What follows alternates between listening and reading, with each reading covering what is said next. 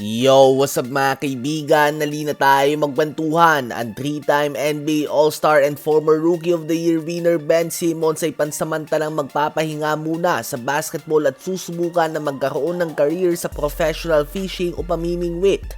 Hindi nga muna susubok si Simmons sa gumawa ng kanyang NBA comeback pag susubukan niya na maging magaling na tagahuli ng isda. Well, wala naman masama dito. Kung ito nga ang gusto niya ay sino ba naman tayong mga basketball fans para pagbawalan siya, di ba?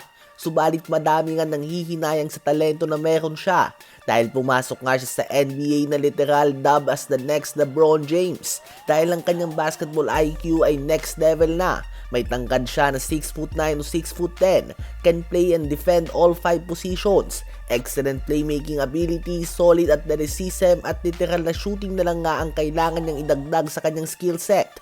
Ganun pa man, tila ba naligaw siya ng landas? May ibang nagsasabi na mayabang umano ito, hindi marunong makisama at tila ba may sariling mundo sa kanyang team. Samahan pa ito ng mental health issues at iba't ibang mga injuries. Si Ben Simmons nga at the age of 29 years old ay tuluyan ng nawalan ng team sa NBA. Minsan na nga siyang naging finalist para sa Defensive Player of the Year Award. Nakatanggap din siya noon ng konting boto para sa League MVP. At ang former number 1 pick ay nag-average din nga ng career best 17 points, 9 rebounds, 8 assists, and 2 steals per game sa kanyang second NBA season pa lamang.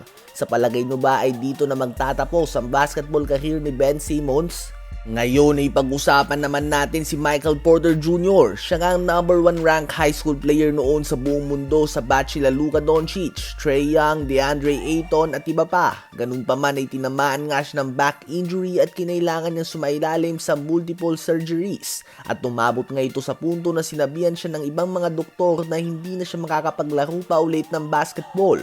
Subalit nagmatigas nga si MPJ at nag-ensayo siya ng maigi at sumugal sa kanya ang Denver Nuggets at rinaf pa rin nga siya nito kahit na alam nilang hindi ito maglalaro ng 2 taon at hindi din nila alam kung gaano pa din ito kagaling. Naging sulit naman ito dahil nagkampiyon nga ang Denver Nuggets at malaking parte nito si Michael Porter Jr. Ngayon nga sa Brooklyn Nets ay nag-average siya ng 26 points and 8 rebounds per game on 50% shooting sa field.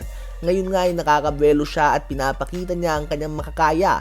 Oo, hindi sila madalas na manalo subalit para sa isang player na sinabihan na hindi na ulit makakapaglaro pa ng basketball, ang mag-average nga ng 26 points per game ay napakalaking blessing na. Ngayon ay madaming team ang interesado kay Porter dahil talagang legit shooter nga ito mga kaibigan at may kakayahan na gumawa ng magkakasunod na puntos.